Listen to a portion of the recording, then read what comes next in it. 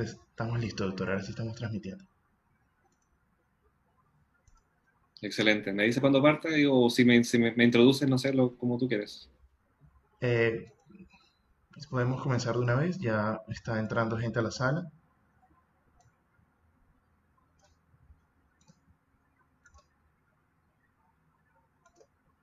Y ya estamos en vivo por Instagram igual.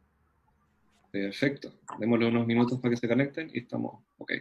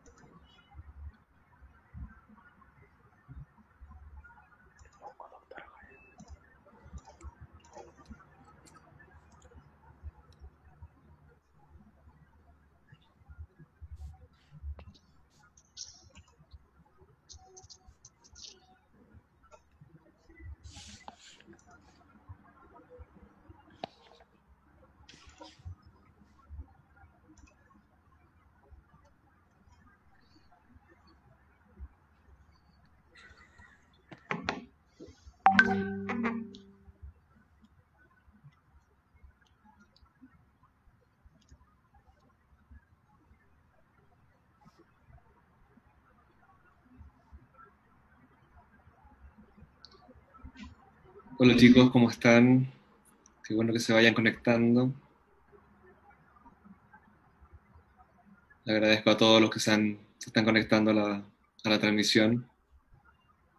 Vamos a esperar unos minutos que se conecten y estemos listos para compartir y comenzamos.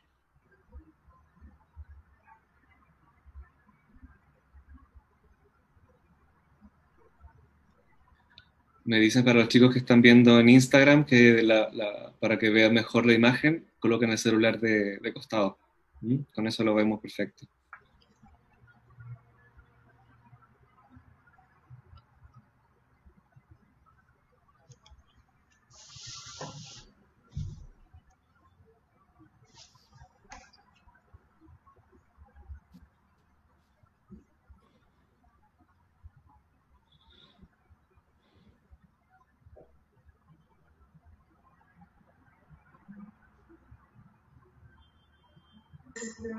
Good morning, everyone. Today is the day of the day with Jack.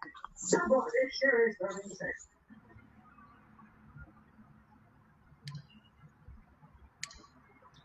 Ahí sí, chicos.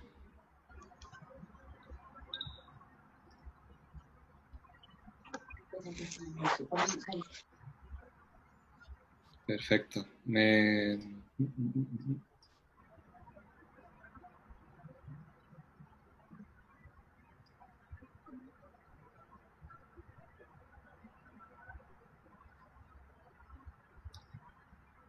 Ahora sí.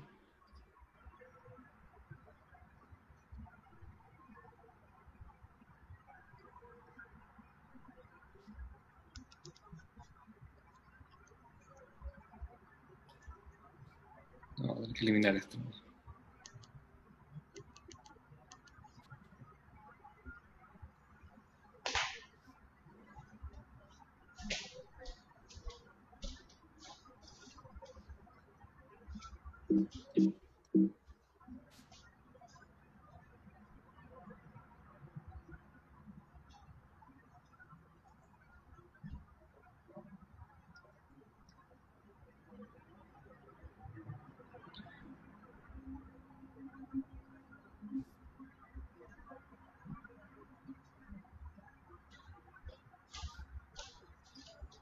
Ahí sí.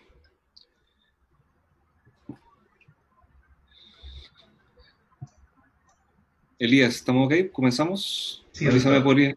por WhatsApp. Perfecto.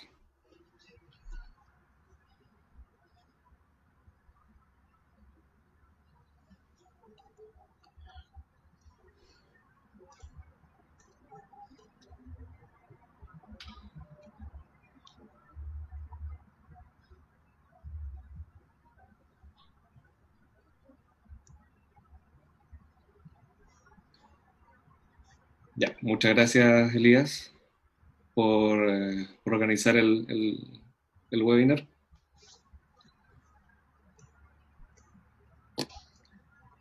Bueno, para quienes no me conozcan, soy el doctor Pedro Tapia, soy cirujano dentista, trabajo hace ya 5 años en estética facial. em, Junto a mi mentora, con la doctora Gloria Vitriol, trabajamos en su academia, en los cursos de estética facial, y también junto a la doctora Rifo trabajamos en el diplomado de estética facial de la Universidad del Desarrollo, en las versiones de Santiago y de Concepción. Y además hago unos cuantos cursitos aparte dentro de la quinta región.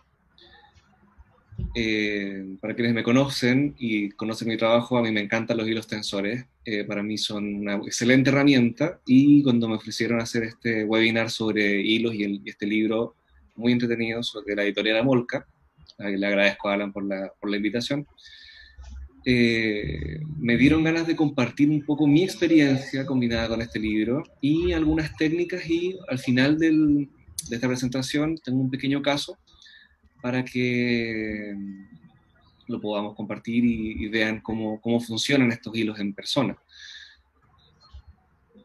Yo trabajo acá en Viña del Mar, la mayoría de mi ejercicio ha sido acá, y principalmente voy a darles una pequeña pincelada sobre lo que vamos a ver. Vamos a conversar con una introducción, hablarles un poco sobre el libro y darnos un camino sobre la anatomía que necesitamos saber sí o sí, eh, un- realizar un buen diagnóstico, cómo realizar un correcto diagnóstico. Hablar un poco de hilos. Hay muchos tipos de hilos, hay muchas controversias, hay muchas polémicas, hay muchos malentendidos, o hay mucho, más bien, eh, posiciones sobre los hilos, que hay gente que le hace efecto, hay gente que no le hace efecto. Para mí es un tema de expectativas. También lo vamos a conversar eso. Hablaremos sobre anclaje, sobre el diagnóstico, sobre el pellizco tisular, famoso pellizco tisular, sobre planes de tratamiento, evaluación de resultados, efectos colaterales, y finalmente vamos a hablar más en detalle de las técnicas. Vale decir que todas nuestras técnicas tenemos que aprenderlas en persona. La teoría puede darnos mucha información, pero no hay nada mejor que realizar un curso de introducción, un curso introductorio, donde tengamos un mentor, un tutor que nos guíe y nos ayude a soltar la mano. ¿Ya? Dentro de los tipos de hilos tensores vamos a encontrar que hay algunos muy simples de ocupar, muy simples de aplicar, pero tenemos algunos hilos que requieren un nivel de entrenamiento y un nivel de complejidad más alto.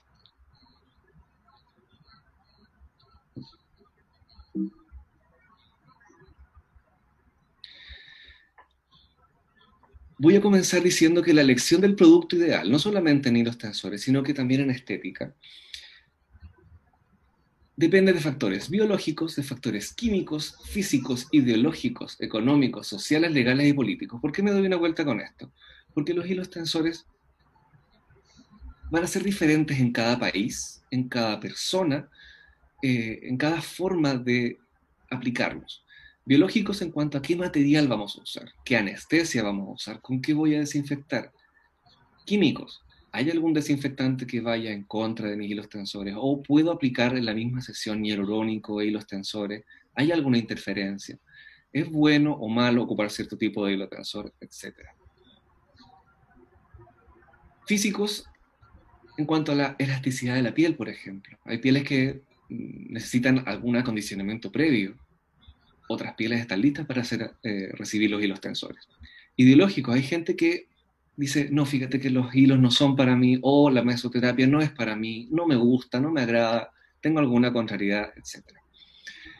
Económicos, cuánto está dispuesto a pagar el paciente versus lo que el paciente necesita. Y sociales, legales y políticos, por qué está permitido en tu país y cuál es la legislación en el país existente. Cuál es la legislación que te permite ocupar cierto producto o no, ¿ya?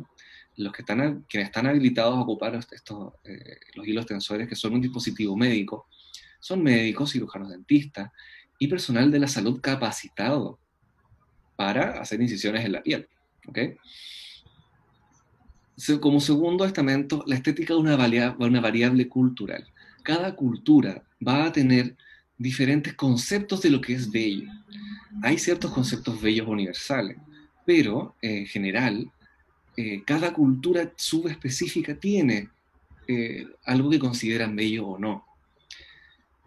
Y una frase, la frase motivacional del día, es que la belleza pertenece a la vida, pero es inmortal en el arte. Hay obras de arte muy bonitas que muchas culturas las consideran bellas. Y al inmortalizarlas en el arte, nos damos cuenta de que cada belleza va siendo muy contemporánea, muy dependiente del tiempo y espacio. Esto yo se lo robo mis presentaciones a mi querida doctora Vitriol, que le mando un saludo, como es mi mentora. Yo ocupo su famoso círculo de oro de Simon Sinek, porque normalmente pensamos en qué voy a hacer, principalmente qué material voy a usar y cómo lo voy a aplicar. O sea, ¿qué voy a hacer? Voy a hacer una rinomodelación. Pero esto nos debe llevar a pensar en un par de pasos más atrás. Básicamente, en el por qué estoy haciendo este tratamiento, ¿ya? ¿Por qué este paciente viene a mi consulta? ¿Ya?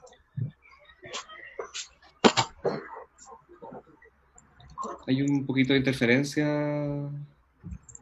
Elías? Bueno, retomo. ¿Por qué? ¿Por qué viene mi paciente a la consulta? Para mí el diálogo con el paciente es vital. Para poder responder las expectativas que tiene el paciente, yo necesito saber qué opina, qué piensa de su rostro, qué es lo que le molesta al mirarse al espejo. Todas esas preguntas que pueden sonar súper simples, como el motivo de consulta, tienen que ser bien respondidas. Para yo, al final del tratamiento, decirle al paciente, usted vino por este motivo. Porque tenía las mejillas flácidas, porque tenía las mejillas caídas, porque le faltaba urgencia en su rostro. Reevaluemos, cuéntenme. Pero para eso yo saber por qué el paciente viene a mi consulta. ¿Cómo? ¿Cómo voy a solucionar este problema? Con mi problema, yo puedo decirle al paciente, ¿sabes qué? Tu problema es esto. Yo necesito realizar cierto tratamiento. Y finalmente llego al con qué.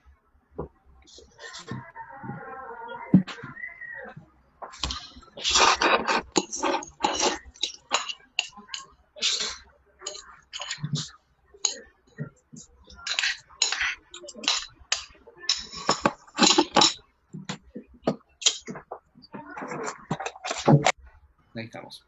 Perfecto. Ahí está solucionamos el...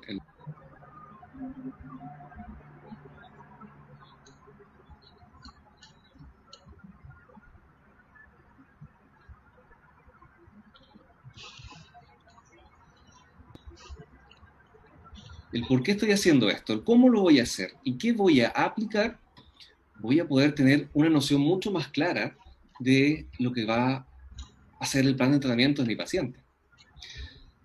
El envejecimiento se comienza a dar desde los 20 años aproximadamente. El colágeno ya no se empieza a secretar de la misma manera, nuestro rostro empieza a perder turgencia, hay flacidez. Teniendo esta flacidez que aumenta en el tiempo,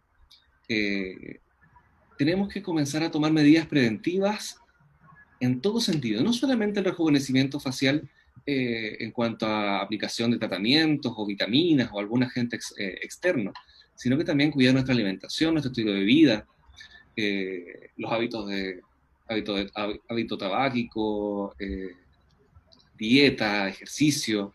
Una vida saludable nos va a ayudar bastante para prevenir y mantener este envejecimiento controlado. Ahora, hay cosas que van a suceder inevitablemente, ya como la deflación de los tejidos y el envejecimiento de nuestra piel y nuestros músculos, que eso básicamente va a ser inevitable. Por lo tanto, tenemos que tratar de envejecer con gracia. ¿Cómo lo vamos a hacer? Esta señora, que no sé si la conocen, que se llama Brigitte Bardot, fue muy famosa hace unos años, porque tenía un rostro muy bonito, un rostro estéticamente muy bello, ojos almendrados muy bonitos, cejas arqueadas muy bien, unos labios bastante simétricos, voluminosos, dientes muy buena posición, un perfil mandibular muy bonito. Ella no se ha hecho nada, ella no se ha realizado ninguna intervención. Y vemos cómo su rostro, de tener un triángulo con la base superior, pasa a tener un triángulo de base inferior, donde ya no destacan sus pómulos, sino que destaca estas mejillas, estos jowls que están acá abajo. ¿Qué nos dice esto? Este envejecimiento hace que se nos derrita la cara. Lamentablemente, con el tiempo nuestra cara se va a ir derritiendo y va a ir quedando cada día más abajo.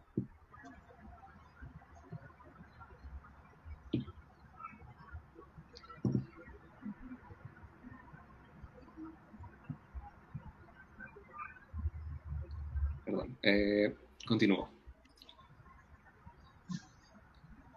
El libro que nos vamos a referir hoy día, voy a ocupar bastantes imágenes de él, es el libro Arte y Ciencia del Lifting de los hilos con hilos tensores. Está escrito por personal médico de Corea. La estética coreana es bastante especial, ya que la belleza coreana tiene unos cánones de belleza muy, muy específicos.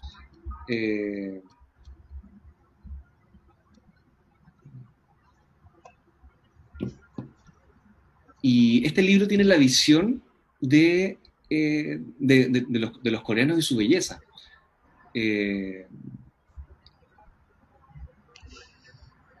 Tal como les puedo especificar en esta imagen, que es de uno de los vocalistas de BTS y un rostro coreano muy bello, ambos tienen un rostro bastante similar. Desde la cultura latina lo vemos como un rostro bastante andrógino, bastante similar. Pero este tipo de rostro es el que se considera bello en Corea. Los cánones de belleza han cambiado y van a seguir cambiando, ya que no tenemos solamente esta belleza masculina o belleza femenina. Es un paradigma bastante difícil de romper, pese a que los tiempos están cambiando bastante. Los paradigmas masculino y femenino siguen siendo y van a seguir siendo probablemente un tema de conversación durante los congresos y durante las formas de abordar el paciente. Pero como primera premisa, los pacientes son individuales. Cada uno nos va a explicar y nos va a decir qué es lo que necesita. Si un rostro quiere verse más masculino, más femenino, eso va a depender de lo que diga nuestro paciente. Nosotros tenemos que tener la capacidad de asesorarlo y de saber traducir sus palabras en acciones que lleven a modificar su rostro de forma positiva para nuestro paciente. No tenemos un rostro bello, tenemos muchos rostros bellos. Nosotros como latinos tenemos una gran variedad de gamas de colores de nuestra piel, formas de nuestras mandíbulas, de nuestros arcos cigomáticos, de nuestra forma de cráneo. Todo va a ser diferente dependiendo de cada persona. Por lo tanto, el llamado, más que a preocuparse de que sea un rostro masculino o femenino, es qué es lo que busca el paciente. Tenemos cánones de belleza masculino y femenino que sí tenemos que tener considerados, pero insisto que nuestro llamado va a ser escuchar a nuestro paciente. Tenemos, por ejemplo, hombres con un rostro muy femenino, que tú notas, por ejemplo, en Diego, que tiene un rostro, un ángulo mandibular muy marcado, muy bello, una nariz muy refinada y ojos grandes, que quizás los ojos grandes los asociamos más a un rostro femenino. Labios gruesos los asociamos a lo femenino. ángulos marcados cuadrados, todo lo cuadrado lo asociamos a lo masculino. Entonces, más que dedicarse a dar nuestra opinión personal, es dedicarnos a escuchar a nuestro paciente. El Pi tiene un rostro muy masculino, ¿ya?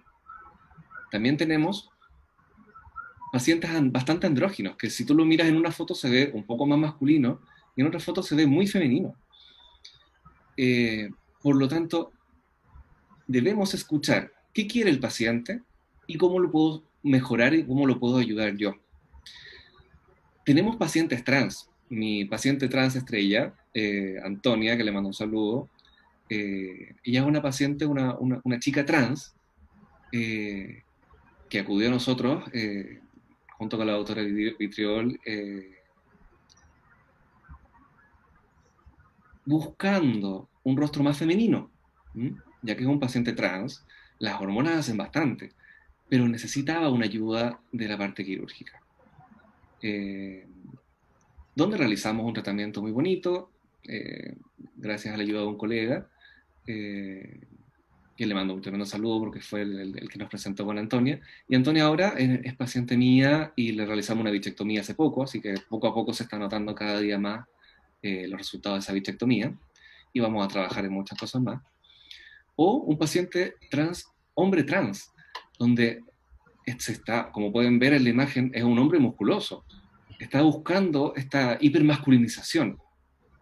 Por lo tanto, un paciente trans hombre que quiere verse más masculino, vamos a agregarle detalles que lo hagan más masculino. Por ejemplo, ángulos mandibulares, o un rostro más tosco, o una frente más cuadrada. Todo eso lo podemos lograr no solamente con hilo, sino que con toda la batería de conocimiento que tenemos y todas las herramientas que tenemos para realizar estas modificaciones.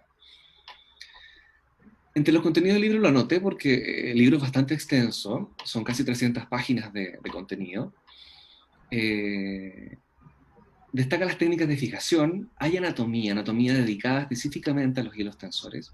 Nos explica sobre el pellizco tisular, los tipos de hilos. Es un libro bastante entretenido de leer y con mucho detalle. Bastante gráfico. No tiene técnicas bastante simples, son técnicas bastante complejas. No son para llegar, leerlo y aplicarlas, sino que yo recomiendo en el fondo que comiencen con un entrenamiento básico, con hilos simples, y posteriormente a que ya tengan una mano un poco más suelta, puedan colocar hilos más complejos. ¿A qué me refiero con hilos simples o complejos? Es que tenemos hilos simples como los hilos monofilamento y los hilos espiculados que son para realizar el lifting con elevación vertical del rostro. En cuanto a anatomía básica, me voy a dar una pequeña vuelta a la anatomía, que siempre es necesario tenerla. En esta imagen del libro, podemos ver que no todas las partes del rostro son iguales. Tenemos zonas del rostro que tienen 3 capas, 4 capas de tejido, zonas mucho más complejas, como aquí en la zona cigomática, temporal, donde tenemos bastantes más capas y bastantes mayores accidentes vasculares, tenemos mucha mayor diferencia entre las capas. Podemos separarlo a grosso modo como epidermis, dermis y la hipodermis, que es nuestra zona grasa. En esta zona grasa es donde vamos a aplicar y donde va a ser el blanco de nuestros hilos tensores. El grueso de nuestro tratamiento en cuanto a hilos va a ser en la hipodermis. Bajo la hipodermis encontramos el SMAS, el sistema músculo-aponeurótico, donde están unidos estos músculos profundos. Por aquí discurre la mayoría de nuestras arterias, venas y nervios faciales, ¿ya? Por lo tanto es una zona muy delicada. Siguiente a este están los músculos profundos, el periósteo y también algunos paquetes grasos profundos, ¿ya? Anatomía vascular va a ser muy importante, principalmente porque debido a la calidad de la forma y el trayecto de los hilos tensores, van a pasar a llevar alguna de estas estructuras. Una de las frases que contiene el libro que más me llamó la atención es la frase inevitablemente atravesar a distintos vasos sanguíneos que se encuentran en su camino. Los hilos tensores simples y complejos van por la hipodermis. Nosotros no sabemos a ciencia cierta en qué específico milímetro o centímetro se encuentra nuestro recorrido vascular. O sea, ¿a qué me refiero con esto? Yo sé dónde discurre nuestra arteria facial, dónde discurren nuestras arterias temporales, pero específicamente, a menos que tú la veas en la piel, que algunos pacientes tienen esa gran ventaja que se ve específicamente dónde discurre esta vena o nervio, vena o arteria, perdón, voy a estar trabajando a ciegas. Hay algunos aparatos para luminiscentes con los que tú puedes ver algunas venas o arterias de calibre mayor, pero en general vamos a estar trabajando a ciegas en un tejido celular subcutáneo, hipodermis, donde yo no voy a saber si he funcionado algún vaso hasta que saque la aguja, hasta que saque este hilo tensor.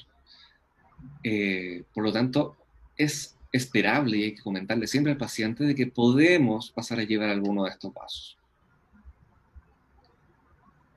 Dentro de estos principales reparos anatómicos por los cuales tenemos que tener consideración, primero nuestras arterias y venas. Las arterias y venas van a ser una piedra de tope principalmente para la recuperación de nuestros pacientes.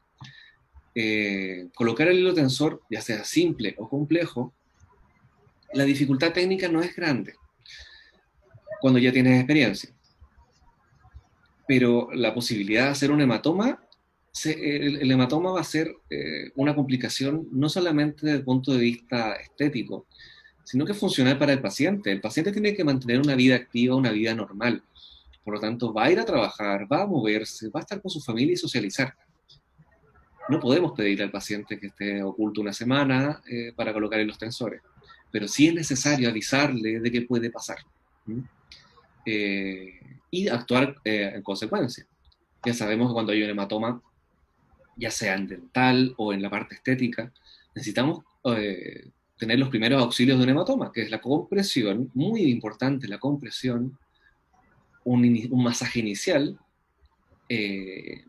hielo de forma inicial, calor de forma tardía para diluir este hematoma, y nos podemos ayudar de algunos medicamentos, ¿ya?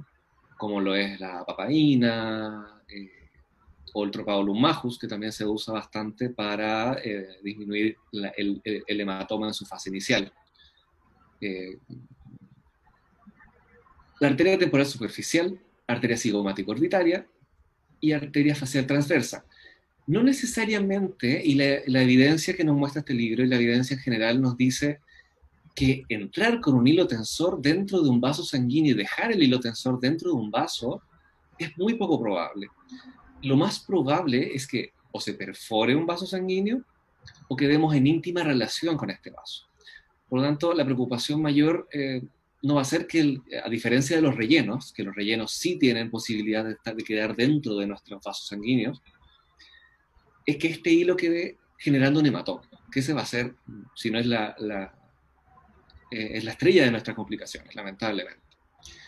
Dentro de las complicaciones más, un poco más rebuscadas, pero no imposibles, es pasar a llevar nuestro conducto de Stennon, el conducto salival de Stennon, que viene de nuestra glándula parótida, que se encuentra frente al pabellón auricular. Y también podemos pasar a llevar el nervio facial, que discurre desde la parótida en sentido anterior. Por lo tanto, ¿tenemos estructuras nobles que podemos pasar a llevar? Sí. ¿Que tenemos que tener cuidado? De ir en el plano correcto. Y nuestro plano correcto, en la mayoría de los casos, va a ser el plano hipodermis o celular subcutáneo. Estos paquetes grasos en la cara se dividen. No es una capa de grasa como una capa abdominal que es completa y discurre de forma homogénea y de la misma calidad. No, en los paquetes grasos faciales discurren de diferente manera y tienen diferentes subdivisiones, ¿ya? Estos paquetes grasos tienen que ser tratados de diferente manera y conocer su posición. Por ejemplo, en la zona del surco nasogeniano, mentolabial, no tenemos paquetes grasos. Por lo tanto, cuando antiguamente se rellenaban estos surcos, se veía extraño, el paciente se veía inflado, porque estamos reposicionando un paquete graso que no existe. La tendencia actual es reposicionar estos paquetes grasos no solamente con rellenos, porque con un relleno en la zona cigomática, temporal, tenemos un aumento de volumen y una reposición de los tejidos. Si yo hago un relleno, voy a tener reposición de los tejidos de la mejilla, del cuello y definición mandibular. Eso está correcto. Y también lo podemos lograr cuando hacemos un levantamiento, un lifting con los hilos tensores. Tenemos una reposición de estos tejidos. Y lo que estamos reposicionando son estos paquetes grasos.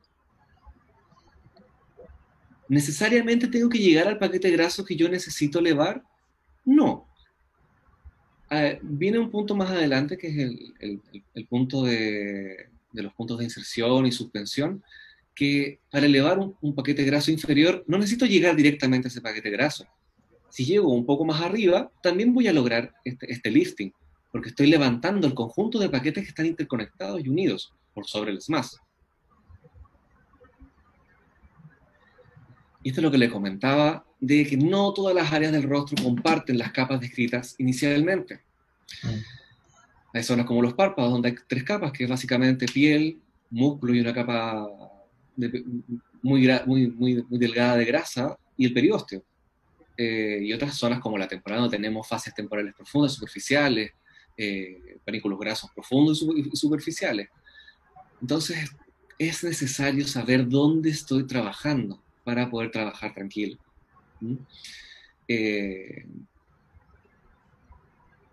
Tal como lo dicen los estudios de Cotofana, que es quien está llevando la tendencia de ver la anatomía de una manera diferente, de ver la importancia de nuestros paquetes grasos en el rostro. El pellizco tisular es una técnica que se habla al principio de este libro, que lo hacemos de forma inconsciente cuando hacemos un análisis al paciente. Cuando yo me enfrento a un paciente, yo le entrego un espejo y le pregunto al paciente, ¿qué es lo que le molesta a usted? El paciente generalmente, cuando habla de hilos, hace un pellizco y dice, ¿sabe qué? Me gustaría que esto estuviera más arriba, que esto tuviera mayor turgencia, etc. Nosotros, cuando vamos a realizar el tratamiento, hacemos esta maniobra de pellizco tisular. ¿Para qué? Cuando yo voy a insertar un hilo tensor, este pellizco tisular logra separar ligeramente un plano profundo de un plano más superficial. En este caso, si yo quiero colocar el hilo tensor en la hipodermis, en la grasa de la piel, yo al colocar la aguja dentro de la piel y hacer este pellizco tisular, logro generar una pequeña separación, un distanciamiento del SMAS. Esto se ve bastante cuando se hizo este estudio en cadáveres, donde al hacer el pellizco tisular de forma suave, logro eliminar, por una tijera, hasta la fase temporal superficial. Pero si yo realizo este pellizco tisular con mayor fuerza y mayor profundidad, voy a lograr cortar esta fascia superficial y llegar a una fascia temporal profunda. ¿Qué me dice esto? Cuando yo realizo un procedimiento estético y hago una maniobra de pellizco, cambio esa anatomía que estudiamos estática por una anatomía dinámica. Esta anatomía, que es más dinámica, logra separar los planos y me ayuda al tratamiento para yo poder colocar un hilo tensor de manera correcta, previniendo así las lesiones del SMAS, lesiones de nervios o de tejidos profundos. Si yo este hilo tensor lo paso por un músculo, cada vez que ese paciente mueva el músculo va a sentir dolor o molestia en esa zona. Y eso obviamente va a ir en contra de nuestro tratamiento, en contra de nuestro procedimiento, porque el confort del paciente no va a ser el correcto. En Chile, que hablaba de la política, lamentablemente las políticas son diferentes, cada país define dispositivo médico de manera diferente. Acá en Chile, este dispositivo médico está definido como cualquier instrumento, aparato, aplicación o material o artículo, incluyendo softwares, usados solos en combinación y definidos por el fabricante para ser usados directamente en los seres humanos. Nuestros hilos tensores son dispositivos médicos de clase 3, que pueden ser aplicados en seres humanos, ¿ya? Y deben venir con sus certificaciones. Los hilos tensores, a diferencia de un medicamento, en Chile tienen que ser utilizados por empresas que tengan su certificación de importación. Y cada empresa tiene un certificado en el cual debemos pedirlo, para saber que estos hilos fueron ingresados de manera legal al país y tienen todas sus certificaciones. Tenemos... Ahí está. Se me dio vuelta la... Nuestro hilo tensor por excelencia es el hilo de PDO, de polidioxanona, que es un polímero de poliésteres, ¿ya? Por eso se dice que es un hilo reabsorbible, porque el cuerpo, a través de las esterasas, puede desintegrar este polímero en un periodo de tiempo de aproximadamente 200 días. Es resistente a la tracción y se usó principalmente como una sutura quirúrgica reabsorbible, principalmente cuando en cirugía se hacen suturas por plano. Y vienen diferentes presentaciones que las voy a nombrar enseguida. El otro tipo de hilo tensor está confeccionado de ácido poliláctico, también lo menciona en el libro, que es un polímero de ácido láctico termoplástico, producido obviamente por cadenas bacterianas. Es translúcido, elástico, se reabsorbe de 6 a 8 meses. También se ocupó como sutura y luego se le dio mientras más grueso obviamente más se demora en reabsorberse, y al ser ocupado en el rostro mostraba una reabsorción mucho más lenta, por lo tanto una acción de tensión más duradera que los hilos de PDO. La gran complicación es que si un hilo de ácido poliláctico queda mal puesto, va a quedar mal puesto por mucho tiempo. Entonces, para comenzar con hilos de PDO es una excelente alternativa.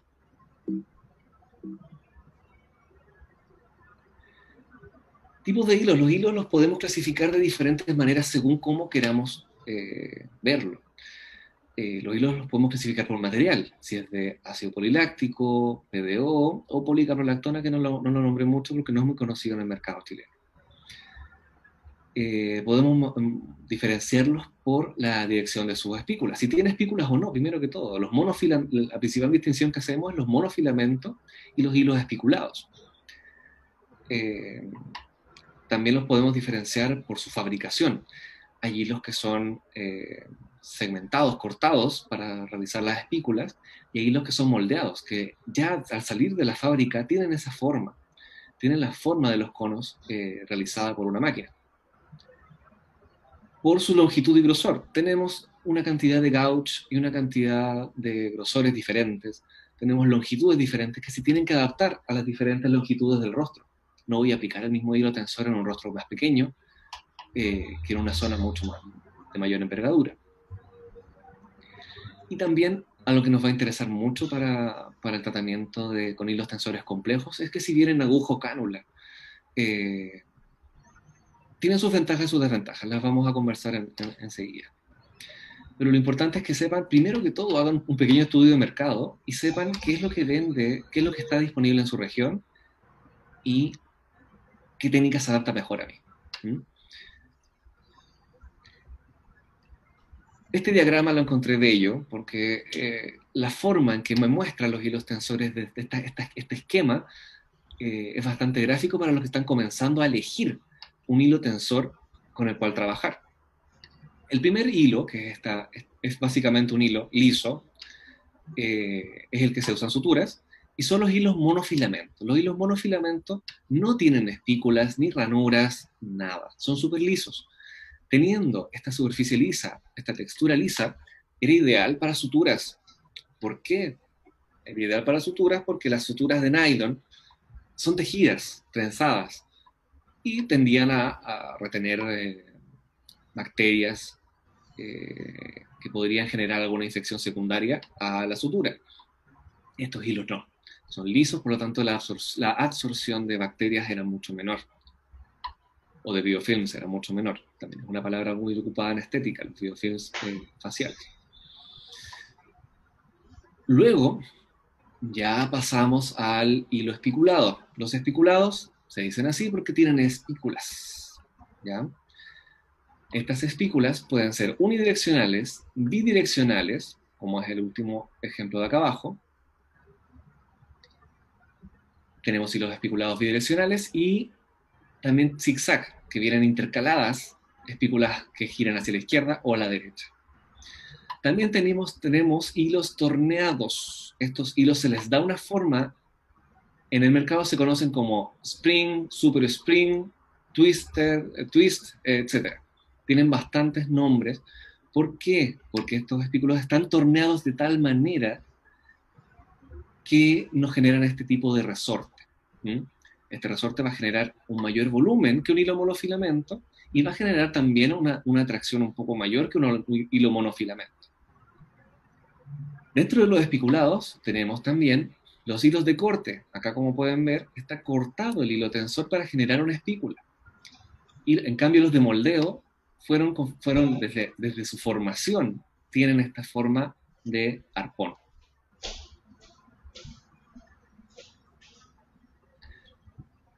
Tenemos entonces en el mercado hilos monofilamentos, los screw o spring, que son los torneados, espiculados uni bidireccionales, los COC 3D, que tienen espículas en todo.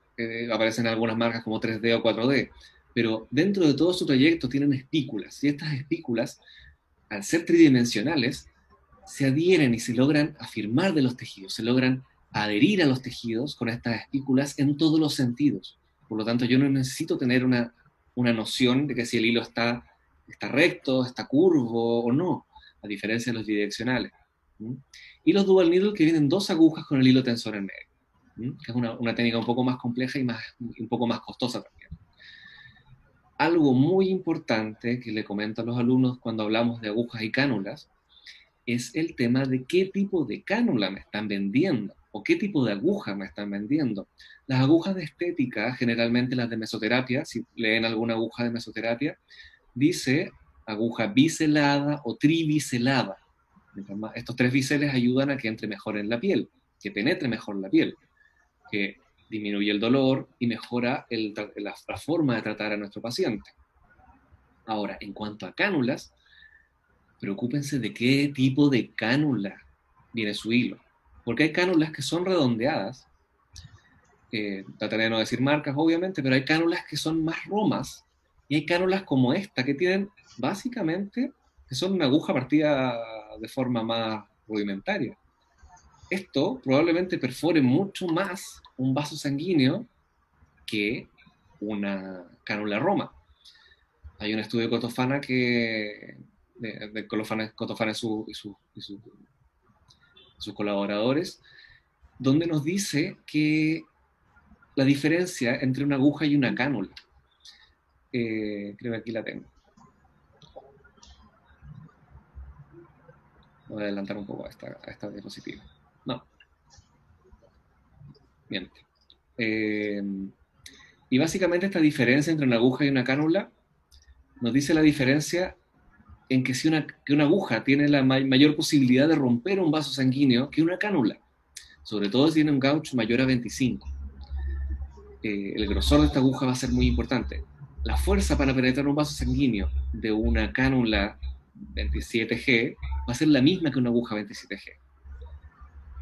En cambio, una cánula 25, 23G le va a costar mucho más atravesar un vaso sanguíneo que una aguja. Que la aguja tiene este borde activo donde va a romper el vaso sanguíneo y probablemente genere un hematoma. Las cánulas son un poco más suaves y generan menos daño, ¿ya? Y en cuanto a disconfort del paciente, es bastante similar. De hecho, diría que a veces las cánulas molestan un poco más porque la aguja, al tener un borde cortante, va a romper a través del paquete graso, va a generar menos resistencia. En cambio, la cánula, al ser roma, va a generar más resistencia en los tejidos debridándolos. Entonces, la sensación del paciente va a ser muy diferente. Cuando se nos habla de anclaje de hilos en este libro, nos habla también de que el autor ocupa una técnica quirúrgica donde se ocupa hilos que se suturan a planos más profundos, que es una técnica que está un poco en desuso en nuestro país. Eh, pero lo podemos aplicar de igual manera a una técnica tradicional de hilos tensores complejos. El punto de fijación es el punto que recibe la fuerza, donde yo voy a entrar y el hilo va a quedar afirmado. ¿Dónde va a quedar haciendo la fuerza? Que generalmente, por eso colocamos los hilos de arriba hacia abajo, porque el punto de fijación es superior. La dirección es el vector, es hacia dónde voy a dirigir el hilo. Y el punto de suspensión es el punto al que quiero llegar, a mi punto diana, a mi punto target. Por lo tanto, tengo que tener claros los 3 puntos para el diseño y la planificación de mis hilos tensores. Este punto de fijación generalmente es alto o posterior. ¿Ya? Vamos a ver en unos ejemplos más adelante que generalmente lo hacemos a la altura temporal por sobre el arco cigomático, ya que estas estructuras están más firmes y tienen menos movilidad que las estructuras inferiores, que son las que generalmente están un poco más sueltas. Como pueden ver, acá hay 2 puntos de suspensión. El punto de suspensión que yo quería llegar, por ejemplo, es el Joule, el paquete graso inferior, el droopy que le dicen los pacientes, las bolsitas de Bulldog. Estas bolsitas de Bulldog pueden ser fácilmente elevadas. Si llego con el hilo ahí, perfecto, va a hacer la tensión mucho más directa. Pero si este punto de suspensión y el hilo queda un poco más arriba, no hay problema, porque los tejidos están interconectados. Entonces, eventualmente, estos tejidos van a levantarse junto con el tejido, el punto de suspensión.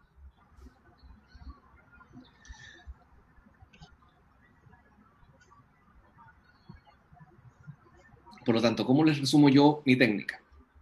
La técnica tenemos que tratar de hacer que sea lo más estándar posible, para que sea repetible y obtengamos resultados visibles.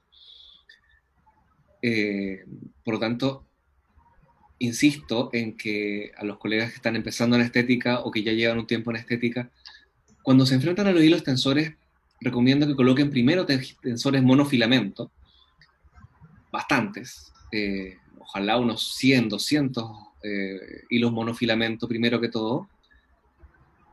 Posterior a esto comiencen a aplicar hilos tensores complejos o espiculados, porque el adiestramiento de tu mano tiene que estar muy sensible para saber en qué plano estoy. Cuando uno entra con un hilo tensor simple, tiene una sensación que yo le comento a los alumnos en los cursos y diplomados, que es como la sensación de endodoncia cuando uno cae a la cámara pulpar. Así de específico es lo que uno siente cuando entra con un hilo tensor y penetra la piel. Por lo tanto, dentro de la piel vas a sentir la aguja que se mueve como mantequilla, porque va a estar en la grasa. Si yo toco un reparo óseo o el paciente salta de dolor, es porque llegué a un plano que no me corresponde. Ahí voy a mostrar unas imágenes un poco fuertes de complicaciones de hilos tensores.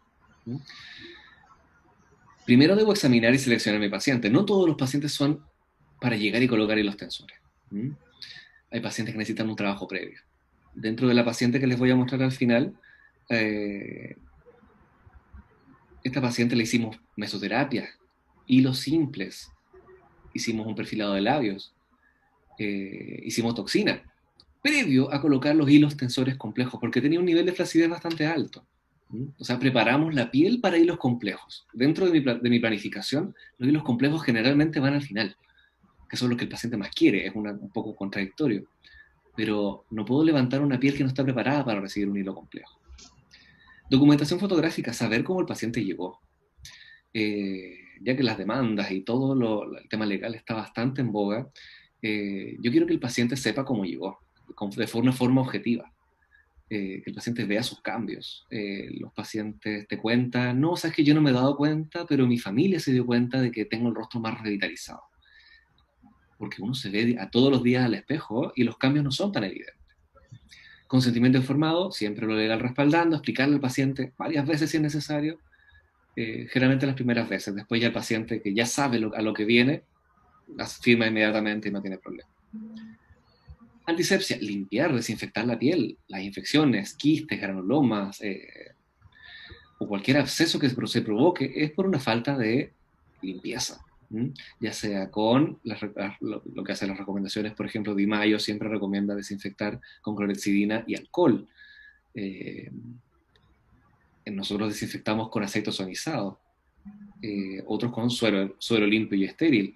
Lo importante es desinfectar esta zona, ¿ya? Y trabajar con una técnica lo más limpia posible. El hilo viene estéril dentro del paquete, por lo tanto, la idea es que entre a la piel igual de estéril. Técnicas anestésicas. La anestesia es muy, muy importante, sobre todo en pacientes sensibles. Hay pacientes que no sienten nada y uno puede trabajar básicamente sin anestesia. En el libro vienen varias técnicas anestésicas donde duermen prácticamente el recorrido completo.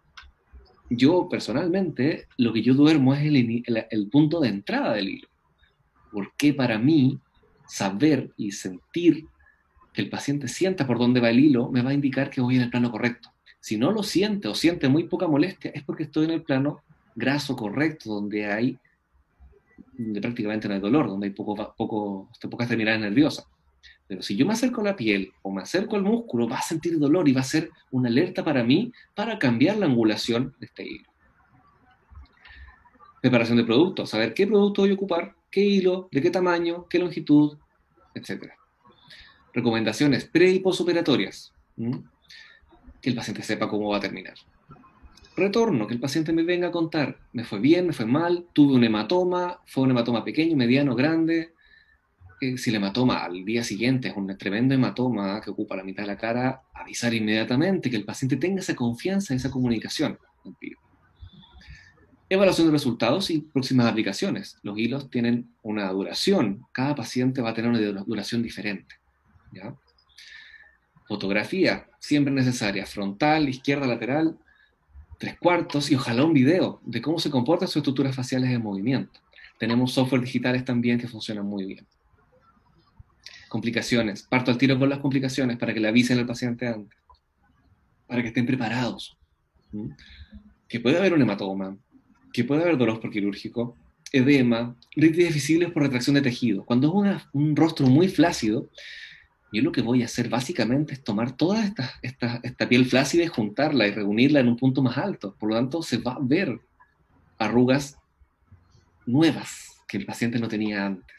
Va a ser los primeros días, al paso del tiempo se va irregularizando y la piel va tomando un contorno nuevo.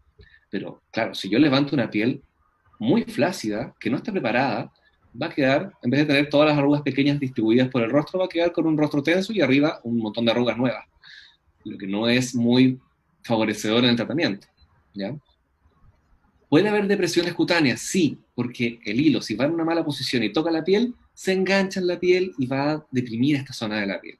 O si yo al cortar el hilo lo dejo muy cerca de la piel, muy cerca de la dermis, voy a generar una pequeña depresión.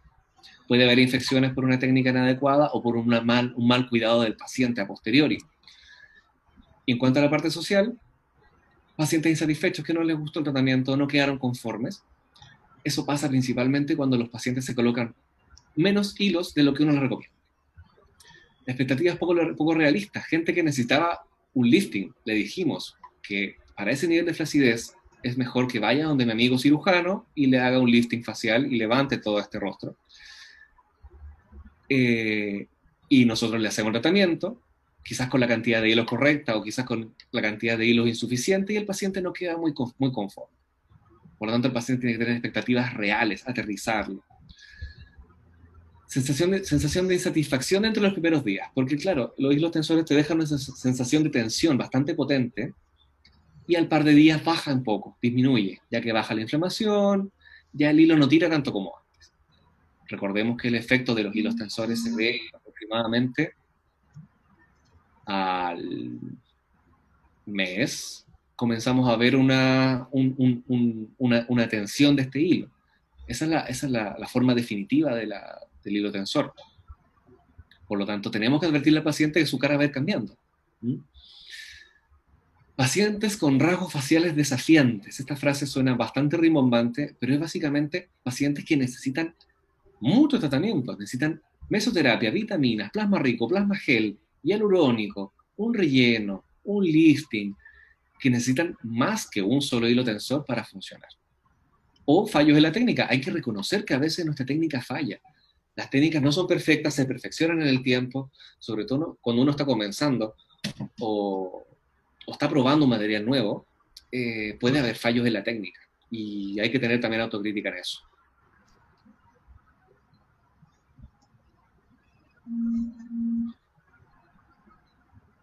Por ejemplo, protuberancias fuera de la piel.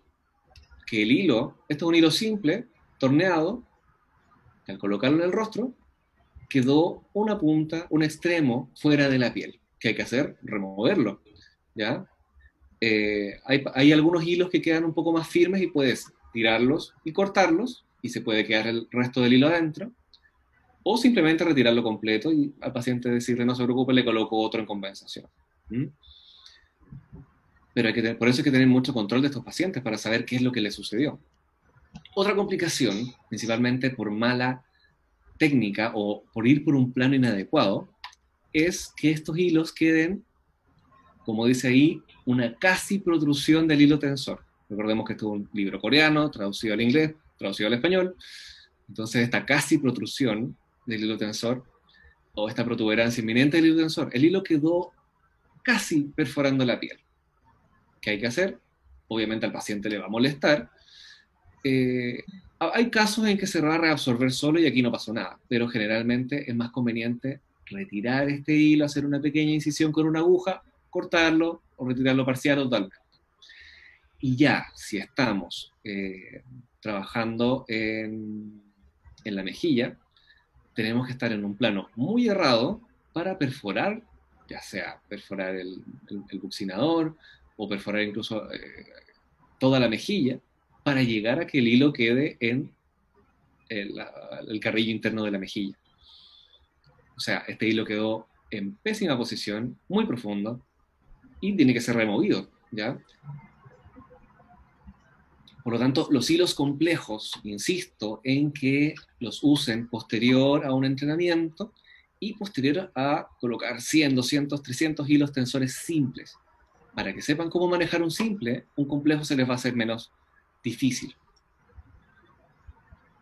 Depresiones cutáneas. Estas depresiones cutáneas se pueden dar en el trayecto del hilo tensor o en el punto de entrada del hilo tensor.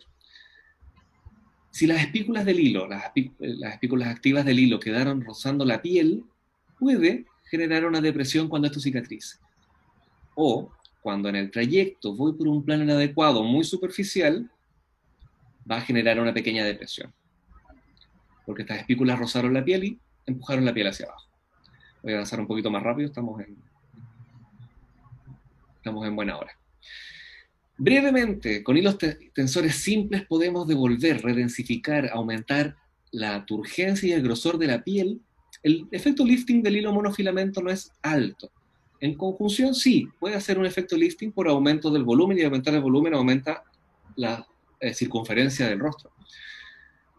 Pero su principal función va a ser redensificar y revitalizar esta zona. Por ejemplo, en patas de gallo se puede hacer una malla, una media malla, con 5, 3 hilos tensores, funciona bastante bien. En mejilla, las mejillas flácidas, ayuda bastante colocar 5 o 10 hilos tensores en paralelo, funciona bastante bien. En el entrecejo también funciona. Pacientes que no quieren Botox, es una excelente alternativa colocar hilos tensores en el entrecejo. Y los monofilamentos de 25 o 13 milímetros funcionan excelente. Al igual que en el código de barras. El tamaño y el gauge depende de las marcas que tengan disponibles. En Chile hay buenas marcas. Podemos conversarlo. Si cualquier duda que tengan me la preguntan por Instagram. Conversamos de todo lo que necesiten. Hay tamaños diferentes, grosores diferentes. En estas zonas delicadas, mientras más delgadito, mejor, porque la piel de esta zona es muy delgada y muy delicada. En cuello, los cuellos son bastante difíciles de tratar. Una alternativa que en conjunto con la mesoterapia funcionan bastante bien es los hilos tensores en el cuello. Ya sea 10 en paralelo, podemos colocar hasta 20. La cantidad va a depender del área, de la cantidad de hilos que queramos colocar, que el paciente pueda pagar, y de la... Continuamos entonces con la transmisión.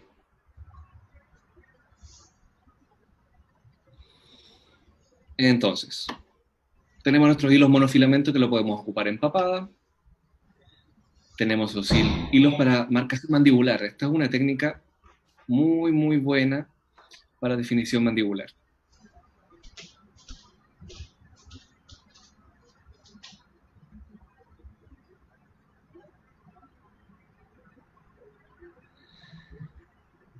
Bueno, los hilos monofilamentos pueden ser utilizados en todo el rostro, en el área de la frente también, en el cuello, mejillas. Hay técnicas donde se ocupan 10, 20, 30, hasta 50 hilos tensores en una sola sesión.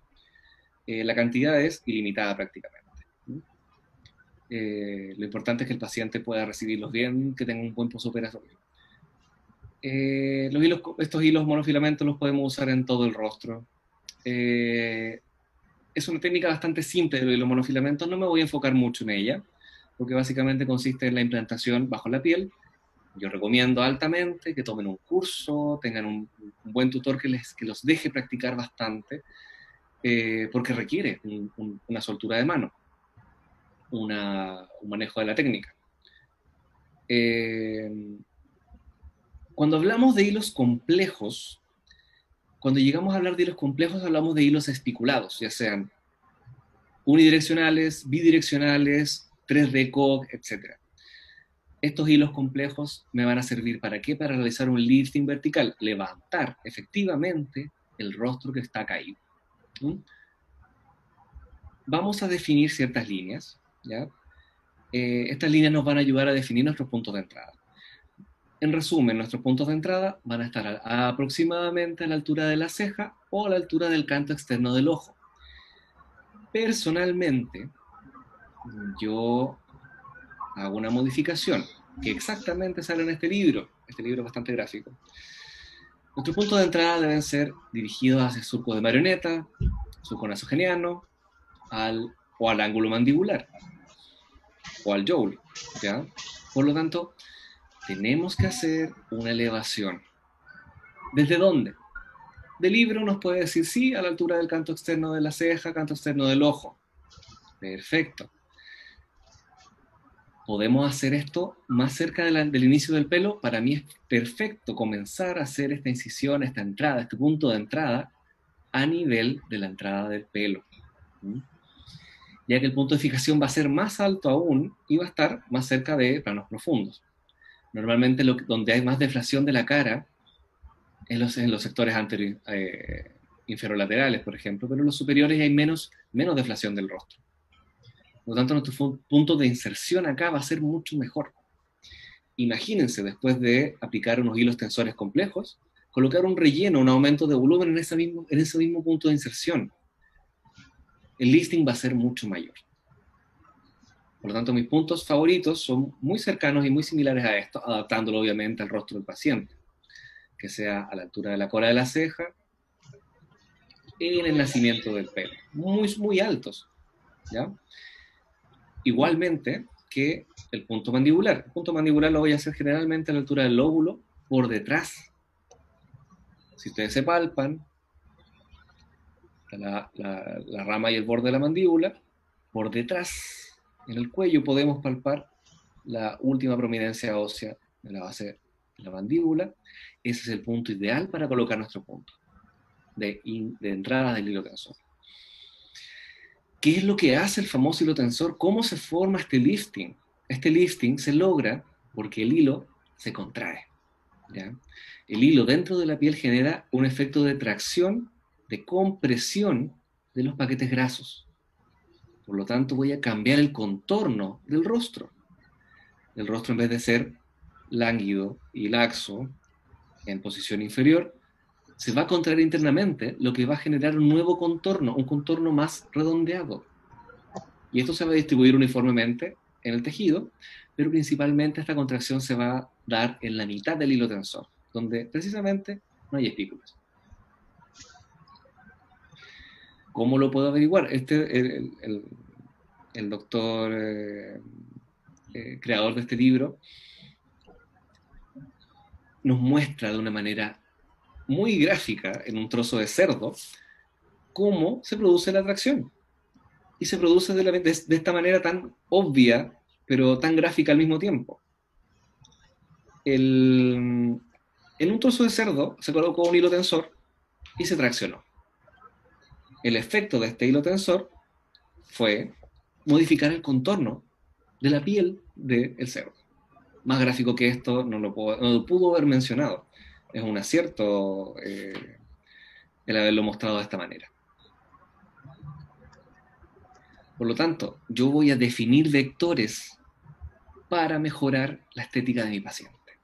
Estos vectores van a modificar completamente el rostro de mi paciente y van a dar nuevas formas, nuevos contornos.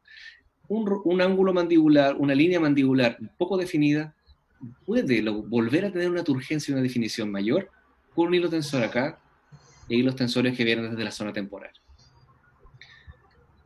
Por ejemplo, en este caso, un rostro de forma más cuadrangular, yo diría que esto es un rostro cuadrangular, ovalado cuadrangular, que pasa a un rostro ovalado más alargado.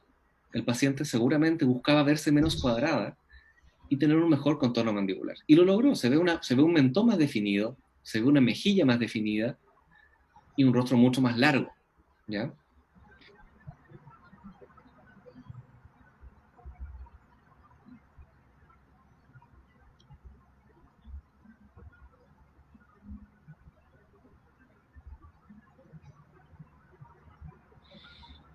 Ahora sí, para finalizar, les quiero mostrar este caso, que es una paciente mía muy querida. Esta paciente llegó porque tenía el rostro muy cansado, era fumadora, de hecho dejó de fumar, que eso fue una gran ayuda para este tratamiento. Y ella se entregó totalmente a lo que yo le ofrecía, pero yo lo primero que hice fue escucharla. Y a ella lo que más le molestaba era tener las mejillas caídas, flácidas, el rostro flácido, el código de barras alrededor de sus labios, lo pueden ver, se ve muy marcado este código de fumarra, el código de barras por fumar, ¿no? En su frente se veían estas arrugas que las tratamos con toxina botulínica.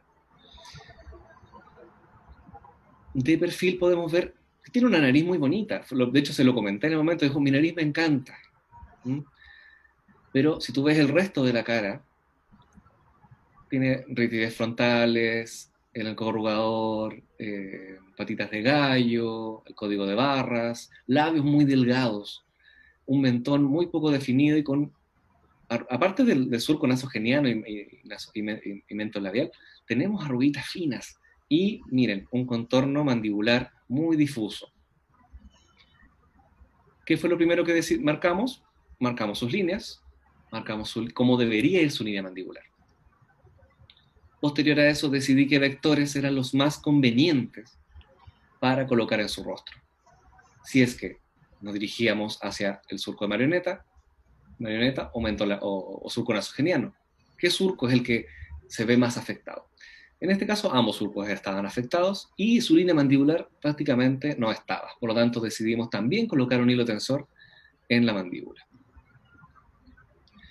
Está un poquito censurado el video porque están los ojos de la paciente, traté de que no lo viera.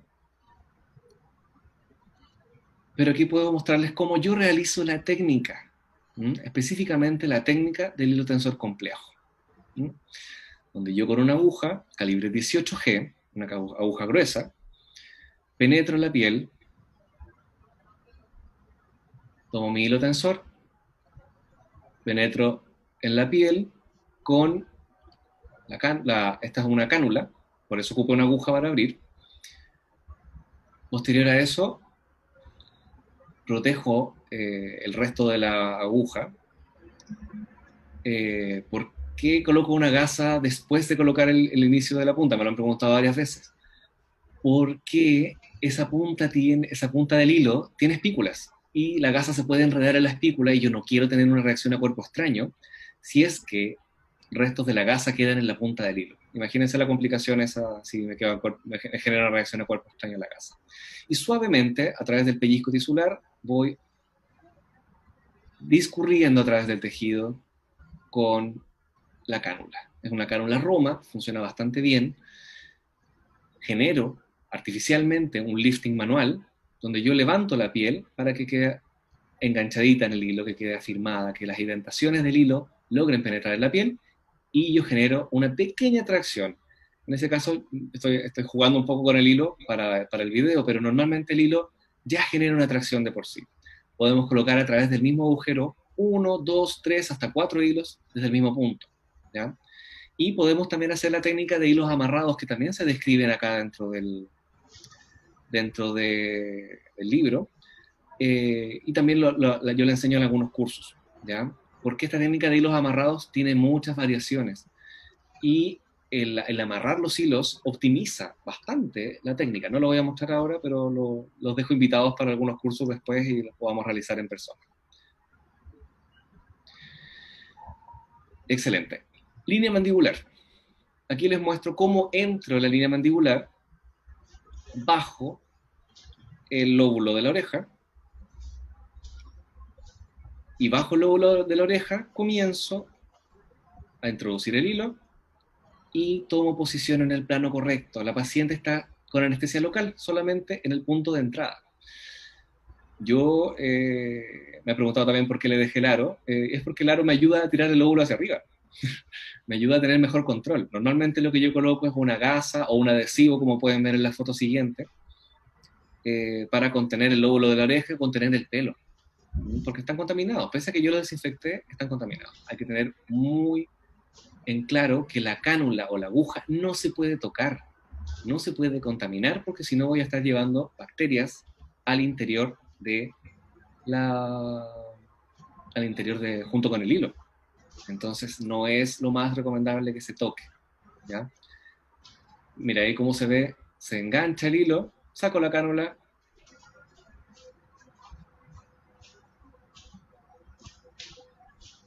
y listo. En el siguiente video les muestro lo mismo, pero del otro lado, porque esto es simétrico. Y con eso le dimos definición a la mandíbula. Un hilo tensor, bien puesto, siguiendo la línea, va a dar un contorno nuevo. Este contorno nuevo va a generar un rostro mucho más armónico, le va a dar definición a la mandíbula. La paciente tenía un umbral de tolerancia bastante alto, ¿no? Así que no sintió dolor en el procedimiento. Sí sintió la tensión. Pues tenga o no tenga anestesia la paciente, al terminar este tratamiento, va a sentir una tirantez. Si alguno de ustedes, colegas, se ha colocado algún hilo tensor, yo personalmente me coloco los hilos a mí mismo, se siente una tensión, una tirantez bastante especial, que te dice que esto fue un tratamiento exitoso. Como pueden ver, ahí quedó el hilo, visible. Yo realizo una pequeña tracción y desaparecen los surcos de marioneta. Eso es nuestro objetivo, nuestro paciente quedó contento, finalmente. Porque después de reacondicionar, si se fijan, la piel es otra que las fotos anteriores. La piel cambió muchísimo. Esa es una persona fumadora que dejó de fumar en ese tiempo. Yo logro hacer una tracción, logré mejorar sus hábitos, logré hacer un cambio en su alimentación, en su dieta, logré dar una rutina de cremas, logré, a través de educación, decirle que la mesoterapia, las vitaminas, son un complemento ideal para estos tratamientos. Y finalmente logramos tener este resultado, que, insisto, los tratamientos no son una receta de cocina donde yo le doy un solo tratamiento y el paciente queda contento. Esos tratamientos de una sesión son las rinomodelaciones, labios quizás, pero son parte de un plan de tratamiento mayor. Quizás una paciente de 18 años llegue por labios y perfecto, le hacemos los labios y quedó contenta. Pero también hay que asesorarla y decirle, ¿sabes qué? Mira, si es una paciente joven, que tenga algún cuidado de su piel para que el envejecimiento no sea tan grave. Si es una paciente mayor, ya decirle que necesita vitaminas, mesoterapia, toxina. Entonces, si ven, esta paciente tuvo un cambio tremendo. Hasta su nariz se ve más bonita. ¿Por qué? Porque ahora el resto de su rostro acompaña esa nariz bonita. Logramos que un rasgo resaltara. Entonces, aquí, ¿qué colocamos? Yo coloqué 30 hilos tensores simples en la mejilla. Si se fijan, la mejilla tiene otra textura, tiene otro brillo. En código de barras también coloqué hilos monofilamentos muy pequeños. En la frente coloqué toxina y en patitas de gallo también. Si se fijan, hasta las ojeras disminuyeron con el simple hecho de colocar hilos monofilamentos en la mejilla. Fueron 10 hilos en la mejilla izquierda, 10 hilos de la derecha y 10 hilos en el código de barras. Posteriormente vino al año después y colocamos más hilos. En el labio colocamos un perfilado de labios, hidratación de labios, lo que también ayudó bastante, ¿ya? Y finalmente logramos que esta línea mandibular difusa se convirtiera en una línea mandibular un poco más definida. Quizás no perfecta, para los más perfeccionistas, pero sí logramos que el contorno mandibular mejorara. El punto de brillo, el punto de luz estaba bastante bajo. Me gusta trabajar bastante con la luz porque los pacientes lo ven. Tú le pasas un espejo, tú le haces la mitad izquierda y la mitad derecha y ves la diferencia. El punto de luz estaba bastante bajo. Y ahora con el uso de los hilos y este cambio que tuvo la paciente, el punto de luz está más arriba. Está más arriba y a lateral. Por lo tanto, se ve un rostro más rejuvenecido. Y ahora quiero, para terminar, que ojalá se logre escuchar bien, eh, la, una de las últimas conversaciones que tuve con la paciente, me conoce desde que soy pequeño, así que la paciente es de mucha confianza y me habla como si fuera su hijo, de hecho me trata de hijo. Escuchémoslo un segundo. Yo sé que tú me habías hecho hartos cambios, pero eso es lo que Faltaba. decía, sí. Porque Sí, la primera vez que yo hablé contigo te dije que eso es lo que me molestaba. Colocamos los hilos simples primero para estimular la piel, para tener mejor turgencia, colocamos hilos para levantar y ahora colocamos más hilos para levantar el pómulo. Pusimos los hilos simples acá y el hilo hacia atrás. Sí, se borró el pliegue que yo tenía aquí. ¿Está contenta? ¿Cómo no te voy a querer, Pedrito? Ella es un amor de paciente, quedó muy contenta y da una gratificación saber que el paciente quedó bien después de un tratamiento. Chicos, yo agradecido y muy contento de exponer esta breve pincelada, porque la idea es que no sea una clase, la idea es dejarlos interesados y con ganas de seguir trabajando en estética. ¿Ya? Me pueden contactar a través de Instagram, a través de mi correo, o a través de Clínica Rapalo, que es la clínica donde yo ejerzo principalmente y tengo mi centro de operaciones. ¿Ya? Estaba viendo el Instagram, hay una pregunta.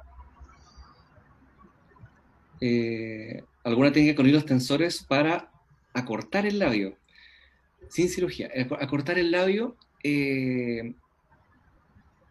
la pregunta es un poco vaga, porque acortar el labio depende en qué sentido, en sentido horizontal o en sentido vertical. Los labios, más que acortar el labio, si tienes un labio muy grande, una boca muy grande, podemos realizar procedimientos para que esa boca grande se vea más pequeña en relación al rostro. Piensen siempre en proporciones. Por ejemplo, si yo tengo una nariz grande, quizás con una técnica de códigos periocular, donde yo aumente el contorno de las mejillas, aumente el contorno del arco cigomático del hueso supraorbitario, voy a lograr un rostro un poquito más ancho y que el resto de los ojos, la nariz y la boca se van a ver más pequeños en comparación. ¿Ya? Por lo tanto, acortar el labio había que ver, lo podemos conversar por interno, pero básicamente podemos hacer otras técnicas diferentes. En el labio también podemos colocar algunos hilos tensores para perfilarlo, ¿ya? Eso es bastante importante. Y los hilos son una herramienta versátil y como todos son una herramienta que la tienen que adaptar y interiorizar dentro de su quehacer diario, ¿ya? Hay gente que no le gustan los hilos, perfecto, no lo usa y se maneja con el resto de las alternativas. Pero para mí los hilos son una base fundamental porque después de una bichectomía, después de una lipo de papada, el paciente necesita volver a reposicionar esos tejidos que fueron adelgazados. Y eso lo logramos de muy buena manera con los hilos tensores.